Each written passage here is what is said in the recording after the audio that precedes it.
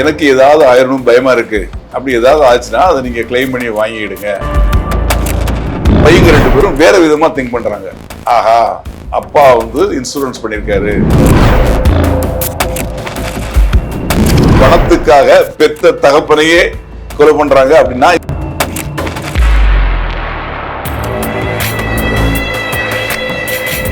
தினகரன் ஒத்துக்கிட்டான். ஆமா, நான் தான் பாம்பு வாங்கி கொடுத்தேன், இந்த மாதிரி சமாச்சாரம் பிளான் பண்ணி தான் பண்ணோம்.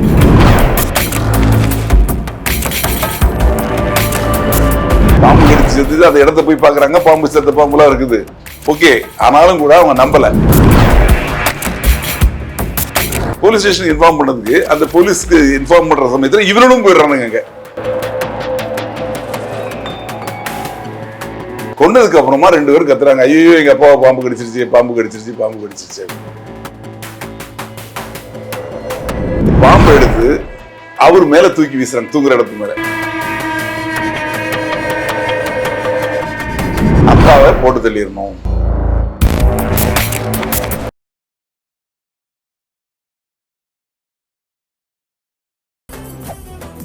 மெரிபா பன்னீர் சோடா, ஐ ட்ரஸ்ட் மெரிபா.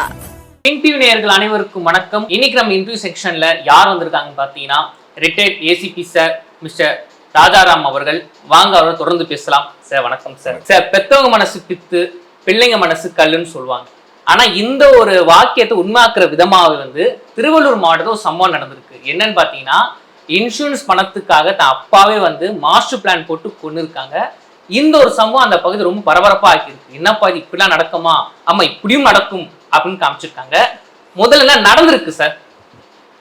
அதாவது திருவள்ளூர் மாவட்டத்துல பொதட்டூர்பேட்டை அப்படின்னு திருத்தணி பக்கத்துல ஒரு ஊர் இருக்கு. அந்த ஊர் வந்து ஒரு மலையடி வாரத்துல இருக்கு. அந்த ஊரை சுத்தி மலைகள் குன்றுகள் இருக்கும். அந்த ஊர்ல கணேசன் அப்படின்னு சொல்லிட்டு ஒருத்தர், அவருக்கு வயசு 56. அவர் அந்த ஊர்ல இருக்கக்கூடிய பெண்கள் மேல்நிலை பள்ளியில லேப் அசிஸ்டண்டா வேலை செய்யறாரு. அவருக்கு 2 பையங்க, ஒருத்தர் பேர் மோகன்ராஜ், இன்னொருத்தர் பேர் ஹரிஹரன். அந்த 2 பேரும் அந்த அப்பா 3 பேரும் ஒன்னா இருக்கிறாங்க. கிட்டத்தட்ட ஒரு 3 மாதங்களுக்கு முன்னால வந்து இவர் இந்த கணேசனுக்கு வந்து ஒரு ஆக்சிடென்ட் ஆயிருது, வாகன விபத்து. அதுல அவருக்கு காயம்பட்டு ஹாஸ்பிட்டல் இருக்காரு. அப்போ அவருக்கு ஒரு பயம் வந்துடுது. பயம் வந்தவுடனே என்ன சொல்றாரு, பையங்களை கூப்பிட்டு இது மாதிரி நான் இன்சூரன்ஸ் போட்டிருக்கேன்ப்பா, கிட்டத்தட்ட 3 கோடி ரூபாய்க்கு போட்டிருக்கேன், எனக்கு ஏதாவது ஆயிரணும் பயமா இருக்கு, அப்படி ஏதாவது ஆச்சுன்னா அதை நீங்க கிளைம் பண்ணி வாங்கிடுங்க. பாசத்துல அந்த இன்டிமேஷன் அது மாதிரி போட்டிருக்குங்கிற தகவலை சொல்றாரு. ஏன்னா அவங்களுக்கு தெரியாதுல்ல பையங்களுக்கு போட்டது, அவங்களதான் அமீனியா போட்டிருப்பாரு. இருந்தாலும் கூட போட்டது வந்து இவருக்கு தனியா போட்டிருக்கனால அந்த தகவலை சொல்றாரு. ஆமா, அதுதான் அவருக்கு அவரோட உயிருக்கு ஆபத்தாய விளைவிச்சிருக்கு. அந்த உடனே அவரு என்ன பண்றாரு, இந்த தகவலை அவர் சொல்றாரு. சொன்ன உடனே இந்த பையங்க 2 பேரும் வந்து அப்பா மேல குழந்தைங்களுக்கு பாசம் இருக்கும். நான் சொல்ல போனா வயதான காலத்துல இப்ப இவர் ரிட்டையர்ட் ஆயிட்டாருன்னா, இவர் எத்தனை வருஷம் வாழ்றாரோ அத்தனை வருஷம் வரைக்கும் பையங்க தான் அவருக்கு சாப்பாடு போடணும், அவருக்கு உதவி பண்ணணும், அவருக்கு எல்லா கடைசி உதவி, அவர் இறந்து போனதுக்கு அப்புறமும் கூட இவங்க தான் எல்லாமே பண்ணணும். அப்படி இருக்கக்கூடிய அந்த பையங்க மேல பாசத்தினால அவர் சொல்றாரு. அதே பாசத்தை இவங்களும் அப்பா மேல காட்டணும் இல்லையா? ஆனா அது இல்ல, இப்ப காலத்துல அதான் மாறிட்டு இருக்குங்கிறதுக்காக இது ஒரு நல்ல உதாரணம். அது அந்த பையங்க 2 பேரும் வேற விதமா திங்க் பண்றாங்க. ஆஹா, அப்பா வந்து இன்சூரன்ஸ் பண்ணிருக்காரு, அப்போ அப்பாவை இறந்துட்டாருன்னா நமக்கு வந்து 3 கோடி ரூபாய் கிடைக்கும் அப்படின்னு இவங்க வேற மாதிரி மாற்றி யோசிக்கிறாங்க. மாற்றி யோசிச்சதுக்கு அப்புறம் 2 பேரும் சேர்ந்து ஒரு பிளான் பண்றாங்க. அப்பாவை போட்டு தள்ளிடணும், போட்டு தள்ளிட்டா இன்சூரன்ஸ் நம்ம கிளைம் பண்ணலாம், நம்மளும் மாட்டிடக்கூடாது, இன்சூரன்ஸ் கம்பெனில இருந்து நம்மள அவங்க வந்து சந்தேகப்படாத அளவுக்கு படணும் அப்படின்னு யோசிக்கிறாங்க. அப்ப அவங்க யோசிக்கல, இவங்களுக்கு 4 ஃப்ரெண்ட்ஸ் இருக்காங்க. ஒருத்தன் பிரசாந்த், இன்னொருத்தன் தினகரன், ஒருத்தன் பாலாஜி, ஒருத்தன் நவீன்குமார். இந்த 4 பேருக்கிட்டையும் இந்த விஷயத்த கன்சல்ட் பண்றாங்க. இதுல இந்த தினகரன்கிறவன் வந்து யாரு அப்படின்னா, அவன் அந்த பாம்பு பிடிக்கக்கூடியவங்கலாம் இருக்காங்க இல்லையா, அந்த இருளர்னு சொல்லுவாங்க இல்லையா, அவங்க கூட நிறைய பழக்கம் உள்ளவன். அவனுக்கும் ஓரளவு அந்த பாம்பு பத்தி விவரங்கள் தெரியும். அப்போ அவன் சொல்றான், இப்ப நம்ம ஏரியா வந்து மலையடி வாரம், அதனால பாம்பு விட்டு அவரை கடிக்க வச்சு கொண்டுடலாம் அப்படின்னு அவன் ஐடியா சொல்றான் தினகரன். அப்போ அதுக்கு அவன் என்ன சொல்றான், பாம்பு வேணும்னா அந்த பாம்பு பிடிக்கிறவங்க கிட்ட காசு கொடுத்தா நம்ம வாங்க முடியும் அப்படின்னு இவங்களுக்குள்ள பேசுறாங்க. சார் ஒரு டவுட்டுங்க சார், இப்போ வந்து பாம்பை வந்து சாதாரணமா யாருமே வாங்கிட முடியாதுங்க, அதுக்கு 1008 ரூல்ஸ் அண்ட் ரெகுலேஷன் இருக்கு. ஆனா இவங்களுக்கு வந்து உடனே கிடைச்சிருக்கு, எப்படிங்க சார் அது? அந்த திருத்தணி ஏரியா நீங்கள் அந்த பக்கம் போனீங்கன்னா தெரியும். அதாவது திருவள்ளூர்லேருந்து திருத்தணி, திருத்தணியிலேருந்து ரைட்டில் திரும்பினா பள்ளிப்பட்டு வரைக்கும் போடும் ரோடு. இந்த பகுதி முழுக்குமே மலைப்பகுதி ஃபுல்லாக. நான் வந்து அந்த திருவள்ளூர் மாவட்டத்தில் இன்ஸ்பெக்டராக இருந்திருக்கேன், ப்ரொஹிபிஷன் இன்ஸ்பெக்டராக இருந்திருக்கேன். அப்போ ஜாயிண்ட் ரைடு அப்படின்னு சொல்லிட்டு எங்களை வர சொல்லுவாங்க. ஒரு நாள் காலையில் குறிப்பிட்ட 4 மணிக்கு இந்த இடத்துக்கு வாங்கன்னு. ஒரு நாள் அந்த பள்ளிப்பட்டுக்கு வர சொல்லியிருக்காங்க. நான் வந்து பொன்னேரியில் இருக்கேன். அப்போ ப்ரொஹிபிஷன் இன்ஸ்பெக்டர் பொன்னேரி. என்னோட டீமை எடுத்துட்டு வர சொல்லி சொல்றாங்க. நாங்கள் நைட்டே இங்கேருந்து 1 மணிக்கு கிளம்புறோம். ஏன்னா போகிறதுக்கு ஒரு 3 மணி நேரம் ஆகும், 4 மணிக்கு இங்கே ரீச் ஆகும்னு. அப்படி போகையில் திருத்தணியிலேருந்து ரைட்டில் திரும்பி ஆர்கேப்பட்டுன்னு ஒரு ஊர் இருக்கு. அந்த ஆர்கேப்பட்டு தாண்டி போகையில் நல்ல வேகமாக போயிட்டு இருக்கு ஜீப்பு. ஒரு மலைப்பாம்பு குறுக்க வந்துருக்கு. டிரைவர் லாங்கில் பார்க்க முடியல, பக்கத்தில் போய் பார்த்து பிரேக் அடிக்கிறதுக்கு முன்னாடி அந்த பாம்பு வந்து வீலில் சுத்திடுச்சு. அப்புறம் இவர் பிரேக் அடிச்சா வண்டி ஒரு பக்கமா எடுத்து போய், ஏன்னா ஒரு சைடு ஹைட் ஆயிருது இல்லையா, வண்டி வந்து அதோட சமநிலை பாதிக்கப்பட்டு வண்டி ஒரு பக்கமா எடுத்துட்டு போகுது. கிட்டத்தட்ட ஒரு 70-80 கிலோமீட்டர் ஸ்பீட்ல போயிட்டு இருக்கு. எல்லாரும் ஓன்னு கத்துறோம். அப்புறம் எப்படியோ பிரேக் அடிச்சு நிறுத்திட்டாரு. அதுக்கப்புறம் பார்த்தா வண்டியில வந்து வீல்ல பாம்பு சுத்திட்டு இருக்கு. அது மாதிரி ரோட்ல நார்மலா பாம்பு கிராஸ் ஆகும். அதே மாதிரி நாங்கள் ரைடு முடிச்சுட்டு வரையில பகல்லையே ரோடு கிராஸ் ஆகி போகுது பாம்பு. நிறைய பாம்புகளை பார்த்தோம். ஆமா, இவங்க வந்து அதுக்கு ஹேண்டில் பண்ணணும் இல்லையா. உங்களுக்கு என்னன்னா, அதாவது பாம்பு நிறைய இருக்கு, ஆனா அதை பிடிக்கணும், அதை கொண்டு வந்து இங்க கொடுக்கணும் இல்லையா. அதுக்காக அதுக்குள்ள இந்த இருளர்கள் இருக்காங்களா, அதுல யாரோ தெரிஞ்சு ஒரு மூலமா வாங்கி இவருக்கு இந்த பாம்பு பிடிக்கிறத பத்தி கொஞ்சம் ஓரளவு தெரியும். யாருக்கு? இந்த தினகரனுக்கு. அதன்படி 1.5 லட்சம் ரூபா ஆகும் அப்படின்னு இருக்கான். உடனே என்ன பண்ணிருக்காங்க, இவங்க வந்து நவீன்குமார் வந்து 4 பேர்ல ஒருத்தன், அவங்ககிட்ட வந்து 1.5 லட்ச ரூபா நீ எப்படி கொடு, எங்க அப்பாவுக்கு இன்சூரன்ஸ் வந்துடும், வந்த உடனே அவங்க வாங்கி தந்துடுறாங்க. சரின்னு சொல்லி இங்க 4 பேர் பிளான் பண்ணி என்ன பண்றாங்க, ஒரு கொஞ்ச நாளைக்கு முன்னாடி இந்த சம்பவம் நடந்தது வந்து 22/10/25 இந்த கொலை செய்த சம்பவம் நடக்குது. அதுக்கு ஒரு மாசம் கணக்கு வச்சுங்களேன். ஒரு மாசம் கணக்குல என்ன பண்றாங்க, இதே மாதிரி தினகரன் வந்து ஒரு பாம்பு கொண்டு கொடுக்குறான். அது நல்ல பாம்பு. அதை ஒரு பையில போட்டு கொண்டு கொடுக்குறான்.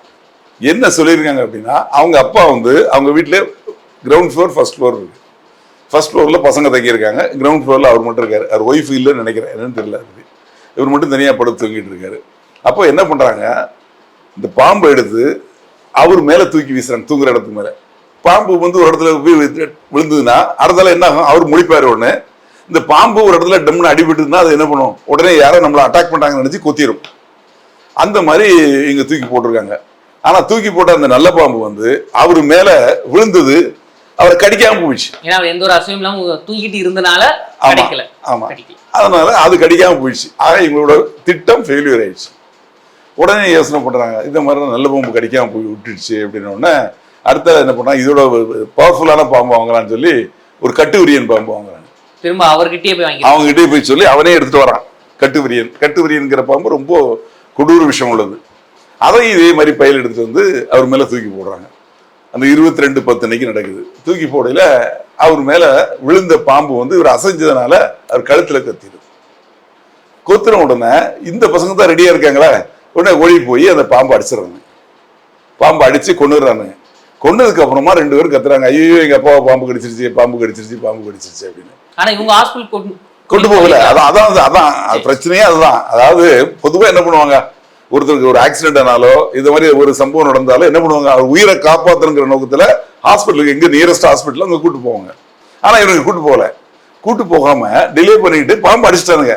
ஏன்னா ப்ரூவ் பண்ணணும்னா பாம்பு தான் கடிச்சது அப்படிங்கிறதுக்காக பாம்பு அடிச்சு எவிடன்ஸுக்காக பாம்பு அடிச்சு கொண்டுட்டு கத்துறாங்க. ஊரே கூடியிருது, ஐயோ எங்க அப்பா பாம்பு கடிச்சு பாம்பு ஹாஸ்பிட்டல் தூக்கிட்டு போனான்னு சொல்லி எல்லாம் சொன்னதுக்கு அப்புறம் அதுக்கப்புறமா தூக்கிட்டு போறாங்க. தூக்கிட்டு போய் ஹாஸ்பிட்டல் இவங்க போகையில பிராட் டெட், ஸ்நாக் பைட் இருக்குது சமாச்சாரம் தெரியுது. அங்கிருந்து ஹாஸ்பிட்டல் இருந்து போலீஸ் ஸ்டேஷன், பொதுட்டூர்பேட்டை போலீஸ் ஸ்டேஷனுக்கு இன்ஃபார்ம் பண்றாங்க. போலீஸ் ஸ்டேஷனுக்கு இன்ஃபார்ம் பண்ணதுக்கு அந்த போலீஸ்க்கு இன்ஃபார்ம் பண்ற சமயத்துல இவனும் போயிடுறானுங்க. அங்க அண்ணன் தம்பி போய் எங்க அப்பாவை பாம்பு கடிச்சு செத்து போயிட்டாரு அப்படின்னு சொல்லி அந்த உடனே என்ன பண்றாங்க, போலீஸ் ஸ்டேஷன்ல போய் அங்க வெரிஃபை பண்ணிட்டு உண்மைதாங்கிறது தெரிஞ்சுக்கிட்டு இவங்ககிட்ட கம்ப்ளைண்ட் வாங்கி, ஆனா போலீஸ் வந்து பாம்பு கடிச்சு செத்து அந்த இடத்த போய் பாக்குறாங்க, பாம்பு செத்த பாம்புலாம் இருக்குது. ஓகே, ஆனாலும் கூட அவங்க நம்பல, இது சந்தேக மரணம். அது இங்க எங்க சார் சந்தேகம் வந்திருக்கு? இவ்வளவு மாஸ்டர் பிளான் போட்டு பண்ணிருக்காங்க, இங்க எங்க போலீஸுக்கு சந்தேகம் வந்திருக்கு உங்க மேல? இப்போ அங்க இருந்து ஹாஸ்பிட்டல்ல இருந்து இன்டிமேஷன் போலீஸ் ஸ்டேஷன் வரும். போலீஸ் ஸ்டேஷன் வந்ததுக்கு அப்புறம் அவங்க போய் அந்த ஸ்பாட்டை போய் பார்ப்பாங்க. அந்த ஸ்பாட்டை போய் பார்த்து அவங்க விசாரிப்பாங்க. விசாரிச்சதுக்கு அப்புறம் தான் அது என்ன நடந்திருக்குன்னு தெரிய வரும். அப்புறம் தான் கம்ப்ளைண்ட் வாங்குவாங்க. ஆனா சம்பந்தப்பட்டவங்க பசங்களே நேரம் வந்துட்டாங்க. எப்படி இன்டிமேஷன் வருதோ அதுக்கு முன்னாடியே இவங்க வந்துட்டானுங்க. இவனோட பேச்சு எல்லாமே காவல்துறைக்கு ஒரு சந்தேகத்தை ஏற்படுத்தியிருக்கு. அவங்க வந்து சந்தேக மரணம் அப்படின்னு சொல்லிட்டு தான் பேர் போடுறாங்க. 194 BNS ஆக்ட்ல போடுறாங்க. போட்டு அப்புறம் கேஸை இன்வெஸ்டிகேட் பண்றாங்க. அதுக்கு என்ன ப்ரொசீஜர்னா போஸ்ட்மார்ட்டம் பண்ணணும். போஸ்ட்மார்ட்டம் பண்ணதுக்கு பாம்பு கடிச்சிருக்கு உண்மைதான். போஸ்ட்மார்ட்டம் பண்ண டாக்டர் இல்லைன்னா சொல்ல போறாரு, அவர் பார்க்கல பாம்பு கடிச்சிருக்கு, விஷம் ஏறி இருக்கு உடம்புல, அதனாலதான் இறந்து போயிருக்காரு அப்படிங்கிறதுக்கு அவங்க அதோட ப்ரொசீஜர் பண்ணி போஸ்ட்மார்ட்டம் பண்ணி பாடியை கொடுத்துட்டாங்க. அப்புறம் இவங்க பாடியை டிஸ்போஸ் பண்ணிட்டாங்க. என்ன பண்ணணுமோ சட்டப்படி அவங்க மத வழக்கப்படி என்ன பண்ணணுமோ குடும்ப வழக்கப்படி டிஸ்போஸ் பண்ணி அது முடிஞ்சு போச்சு. இதுக்கு இடையில இது முடிஞ்ச உடனே அவங்க அப்பா இறந்த கொஞ்ச நாளுக்குள்ளேயே இவங்க என்ன பண்றானுங்க, இந்த இன்சூரன்ஸ் பாலிசி எல்லாம் எடுத்து இன்சூரன்ஸ் கிளைம் போடுறாங்க. அது மொத்தம் 11 பாலிசி இருக்கு. அதுல 4 பாலிசி இவர் பேர்லயே இருக்குது. அந்த 4 பாலிசியும் வந்து 3 கோடிக்கு இருக்கு. 3 கோடிக்கு உள்ள 4 பாலிசி. இது மாதிரி இந்த கம்பெனிக்கு 4 இன்சூரன்ஸ் கம்பெனி, 11 பாலிசி. இந்த கம்பெனிக்காரங்க ஒவ்வொரு கம்பெனிக்காரங்க போனோம்னா பாக்குறாங்க எல்லா பாலிசியில இருந்து லேட்டஸ்ட் உள்ள பாலிசி வந்து இந்த 3 கோடிக்கு வருது இல்லையா, அந்த பாலிசி 4 பாலிசியும் 3 கோடி 6 மாசத்துக்கு உள்ளது. 6 மாசத்துக்குள்ள இந்த அளவுக்கு எப்படி நடக்கும்? அப்போ வந்து இதுல ஏதோ சந்தேகம் இருக்குன்னு சொல்லி பொதுவாக இன்சூரன்ஸ் கம்பெனி என்ன பண்ணுவாங்கன்னா, அவங்க லேசா சாங்ஷன் பண்ண மாட்டாங்க. அவங்களுக்கு ஒரு இன்வெஸ்டிகேஷன் டீம் அப்படின்னு இருக்கு, போலீஸ் மாதிரியே அவங்க வச்சிருக்காங்க. இன்னும் சொல்ல போனா ரிட்டையர்ட் போலீஸ் ஆஃபீஸர்ஸே வச்சிருக்காங்க. அவங்க கிட்ட ஹேண்ட் ஓவர் பண்ணிடுவாங்க. இந்த கேஸுக்கு ஒரு கிளைம் வந்ததுன்னா அந்த கிளைமை அவங்க கிட்ட ஹேண்ட் ஓவர் பண்ணிடுவாங்க. அதோட ரெக்கார்ட்ஸ்லாம் அவங்க கையில கொடுத்து இதே மாதிரி கொடுத்து அவங்க விசாரிக்க சொல்றாங்க. அது 4 டிஃப்ரெண்ட் கம்பெனி அவங்க விசாரிக்கிறாங்க. எல்லாருக்குமே சந்தேகம் வருது. என்னன்னா 6 மாசத்துக்குள்ள போட்ட பாலிசி கிளைம் இவ்வளவு குயிக்கா கேட்கறாங்க அப்படின்னு சந்தேகம் வருது. அதுக்கு அப்புறமா அவங்க என்ன பண்றாங்க, ஸ்பாட்ல போய் விசாரிப்பாங்க. அவங்க நமக்கு தெரியாது, அந்த போலீஸ் ஸ்டேஷன்ல வந்து விசாரிப்பாங்க. நீங்க எஃப்ஐஆர் போட்டிருக்கீங்களா, நீங்க போட்டிருந்தது கிரைம் நம்பர் தானா, என்ன இன்வெஸ்டிகேஷன் எந்த லைன்ல போயிட்டு இருக்குங்கிறதெல்லாம் அவங்க வந்து ஓரளவு கேட்டு விசாரிச்சு தெரிஞ்சுக்க. ஏன்னா ரிட்டையர்ட் போலீஸ் ஆஃபீஸர்ஸ் தானே, தெரிஞ்சுப்பாங்க. அப்போ அவங்களுக்கு சந்தேகம் வந்துருச்சு. ஒரு கம்பெனில இருந்து ஒருத்தர் வராரு, இன்னொரு கம்பெனில ஒருத்தர் வராரு, 4 கம்பெனில இருந்து வராங்க. இவங்களுக்குள்ளே கலந்து பேசுறாங்க, ஆஹா இதுல ஏதோ ஒரு விஷயம் இருக்கு அப்படின்னு சொல்லிட்டு இவங்க வந்து போலீஸ் சொல்றாங்க. போலீஸ் வந்து சரி பார்க்கலாம் அப்படிங்கிறாங்க. உடனே அவங்களுக்கு வந்து அவங்க கம்பெனியில இன்ஃபார்ம் பண்றாங்க. கம்பெனில இருந்து என்ன சொல்றாங்க, நீங்க போய் ஐஜியை பாருங்க, நார்த் ஜோன் ஐஜி அஸ்ராக் காக் சார் இருக்கார் இல்லையா, அவர் கரெக்டா நடவடிக்கை எடுப்பாரு, அவரை பாருங்கன்னு சொல்றாங்க. உடனே அவரை பார்த்து அவர்கிட்ட போய் கம்ப்ளைண்ட் கொடுக்குறாங்க. கொடுத்த உடனே அவர் என்ன பண்றாரு, இதுக்கு தனியா விசாரிக்கிறதுக்கு ஒரு சிறப்பு புலனாய்வு போட்டுறாரு. கும்மிடிப்பூண்டி டிஎஸ்பி லேடி டிஎஸ்பி அவங்க தலைமையில அதே பொதுட்டூர்பேட்டை இன்ஸ்பெக்டர், 100 இன்ஸ்பெக்டர், 3 பேரை போட்டு 4 கான்ஸ்டபிள் போடுறாங்க. இவங்க என்ன பண்றாங்க, ஐஜி இன்ட்ரெஸ்டட் அப்படின்னா ப்ராப்பரா பக்காவா இருக்கணும் அப்படிங்கிறதுக்காக இந்த 2 பையங்களோட செல்போன் கால் டீடைல்ஸ். இப்படிதான் அந்த பாம்பை வச்சு மாஸ்டர் பிளான் பண்ண 6 எலிகளும் மாட்டிருக்கு. ஆமா, சிடிஆர்னு சொல்லுவாங்க, கால் டீடைல்ஸ் இருக்காரு. அந்த சிடிஆர் எடுக்கிறாங்க. 2 பையங்களோட டிசிஆர் பையங்க 2 பையங்களோட எடுத்தாச்சுன்னா யாரு கூட எல்லாம் பேசியிருக்காங்க, இந்த சம்பவம் அன்னைக்கு இப்ப பேசியிருக்காங்க அப்படின்னு பார்த்தாச்சுன்னா அன்னைக்கு வந்து இந்த 4 பேர் கூட தான் பேசியிருக்காங்க. யாரு, பிரசாந்த், தினகரன், நவீன்குமார், பாலாஜி, இந்த 4 பேர் கூட தான் பேசியிருக்காங்க. 4 பேரையும் செக்யூர் பண்ணாங்க, இந்த பையங்களையும் செக்யூர் பண்ணாங்க. என்ன பேசுனீங்க, எதுக்கு பேசுனீங்க அப்படின்னு கேட்கல. தினகரன் ஒத்துக்கிட்டான், ஆமா நான் தான் பாம்பு வாங்கி கொடுத்தேன், இந்த மாதிரி சமாச்சாரம் பிளான் பண்ணி தான் பண்ணோம். இப்போ மாட்டிக்கிட்டாங்க. மாட்டினதுக்கு அப்புறம் போலீஸார் வந்து நிச்சயமா இவங்க தான் பண்ணாங்க அப்படிங்கிறதுக்கு தெரிஞ்சதுக்கு அப்புறம் என்ன பண்றாங்க, செக்ஷனை மாத்துறாங்க, மர்டரா மாத்துறாங்க. மர்டர் கேஸா மாத்தி இவங்கள அரெஸ்ட் பண்றாங்க. இந்த பையங்க 2 பேரையும் அவங்க ஃப்ரெண்ட்ஸ் 4 பேரையும் அரெஸ்ட் பண்ணி ரிமாண்ட் பண்ணிட்டாங்க. 6 பேர் இப்போ புழல் ஜெயிலில் இருக்காங்க. சார் இப்போ இன்னொரு கொஸ்டின் என்னன்னா சார், இப்போ இந்த மாதிரி காப்பிட்டு போற அப்பாவோ அம்மாவோ சில நேரங்களில் கணவர் கூட போடுவாங்க. ஆனா இவங்களோட பணம் எனக்கு வேணும்னு சொல்லி திட்டமிட்டமே கொலை பண்ற ஒரு வழக்கம் நீங்க பார்த்துருப்பீங்க, நிறைய விஷயங்கள் கேள்விப்பட்டிருப்பீங்க. இதெல்லாம் பாவம் உங்களுக்கு என்ன சார் தோணும்? அதாவது ஒண்ணு பாசம், அந்த பாசம் வந்து சுத்தமா இப்ப இல்லை. முன்னாடி வந்து அப்பா மேல, தாத்தா மேல, அண்ணன் மேல, தாய் மேல அது ஒரு பாசம் இருந்தது. இப்போ ஒரு உலகம் வந்து மாறி போச்சு, கலாச்சாரமே மாறி போச்சு. இப்போ பாசம்லாம் கிடையாது. அவன் வாழணும், அவன் வாழ்றதுக்காக கூட பிறந்தவனையும் கொல்லுவான், பெத்த அப்பனையும் கொல்லுவான், பெத்த தாயையும் கொல்லுவான். எத்தனை கேசஸ் நம்ம பார்க்குறோம் பாருங்க, டெய்லி பேப்பர்ல வருது. அதே மாதிரி பெத்த தாயே மகனை கொல்றாங்க, பெத்த தகப்பனே மகனை கொல்றாங்க. ஏன்னா குடி போதில் இவன் பண்ற கலாட்டா, இவன் பண்ற தகராறு, இவன் பண்ணக்கூடிய பிரச்சனைகளை அவங்களால தாங்க முடியல. அந்த அளவுக்கு அந்த பாசம் அப்படிங்கிறது போச்சு. கூட்டு குடும்பம் அப்படின்னு ஒண்ணு இருந்தது. அண்ணன், தம்பி, மாமன், மச்சான் எல்லாரும் ஒன்னா இருப்பாங்க. ஒரே வீட்டுல 10 குடும்பம், 10 பேர் சேர்ந்து இருப்பாங்க உள்ள. இப்போ ஒரு குடும்பத்துல புருஷன், பொண்டாட்டி, ஒரே ஒரு குழந்தை. இவங்களும் வந்து என்ன பண்றாங்கன்னா புருஷனும் முன்னாடி வேலைக்கு போறாங்க, குழந்தை ஸ்கூலுக்கு போகுது. போயிட்டு வந்த அப்புறம் ஸ்கூலுக்கு போயிட்டு இருந்து என்ன நடந்தது, ஸ்கூல்ல என்ன ஆச்சு அப்படின்னு குழந்தைய கேட்கறது இல்லை. குழந்தை வந்து தொல்லை பண்ணாம இருக்கிறதுக்கு அது ஒரு போனை கொடுத்துறாங்க. சரி, விஷயம் குழந்தை வந்து தொல்லை பண்ணாம இருக்க போனை கொடுத்துறாங்க. இவங்களும் ஆளுக்கு ஒரு தொல்லை போனை வச்சுக்கிறாங்க. ஆக 3 பேர் தான் அந்த வீட்டுல இருக்காங்க. இவங்களுக்குள்ள கம்யூனிகேஷனே கிடையாது. இவங்க வந்து தனி ட்ராக், அவங்க தனி ட்ராக். ஆக இவங்களுக்குள்ள ஒரு பாசம், ஒரு ஆசை அது கிடையாது. சமையல் அப்படிங்கிறது வந்து வீட்டுல சமையல் பண்ணுவாங்க. 10 பேர் இருந்தாலும் 15 இருந்தாலும் வீட்டுல தான் சமையல் பண்ணுவாங்க. இப்போ போன்ல ஆர்டர் பண்ணா வீட்டு தேடி வந்துருக்கு. அந்த மாதிரி கலாச்சாரம் வந்து வாழ்க்கை முறைகள்லாம் மாறிட்டு இருக்கு. அதுல வந்து இது வந்து கிராமம் தான், ஆனாலும் கூட பணத்துக்காக பெத்த தகப்பனையே கொலை பண்றாங்க அப்படின்னா இதுல இன்னொரு பிளஸ் பாயிண்ட் அவங்க ஐடியாவில் என்னன்னா, அவருக்கு 56 வயசு தான் ஆகுது. அவர் கவர்மெண்ட் ஸ்கூல்ல வேலை பார்க்குற லேப் டெக்னீஷியன். இப்போ அவர் இறந்து போனாருன்னா ஒரு வேலை கிடைக்கும். ஆக அதையும் சேர்த்துதான் இவங்க பிளான் பண்றாங்க. அந்த அளவுக்கு பெத்த பிள்ளைங்களே அதாவது தன்னோட தகப்பனையே இப்படி கொலை பண்ணிட்டு இப்ப ஜெயில இருக்காங்க. இப்ப இவங்களுக்கு வேலையும் கிடைக்க போறது இல்ல, இன்சூரன்ஸ் பணமும் கிடைக்க போறது இல்ல, தண்டனை தான் கிடைக்க போகுது. இப்ப அந்த இன்சூரன்ஸ் பணம் யாருக்கு சார் போகும்? பேர பசங்க ஊரால போலாம், கிளைமே ஆகாது, வரவே வராது, யாருக்குமே போகுது. கிளைமே வந்து இதாகாது இல்ல. எப்படி இது வந்து பக்கா திட்டமிட்ட கொலை இல்ல. அதாவது ஆக்சுவலாவே பாம்பு கடிச்சு இறந்து போயிருந்தா கிளைம் வந்து அது சஸ்டெயின் ஆகும். இது சஸ்டெயின் ஆகாது இல்ல.